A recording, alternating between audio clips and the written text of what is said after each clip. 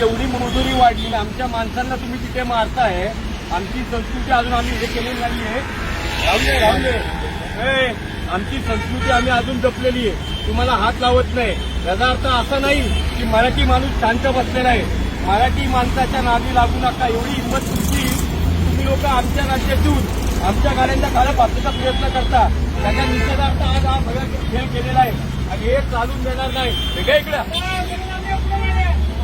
हा विषय आमचा आहे. इथून पुढे तुमच्या तोंडाला काळं फासल्यास उद्यापासून तुम्हाला इथं येऊन देणार नाही. लक्षात ठेव. उद्यापासून तुमच्या एकही गाडी डेपोमध्ये येऊन देणार नाही. कळलं का? समजलं का? लक्षात ठेवा. तुम्हाला महाराष्ट्रात यायचंय, आम्हाला तुम्हाला अडचण करायची नाही. पण जर आमच्या मराठी माणसांवरती जर का असं होत असेल, एकालाही सोडणार नाही. ते तुमच्या सरकारला आम्ही म्हटले माफी मागा. मराठी माणसाची माफी मागितलेली नाही.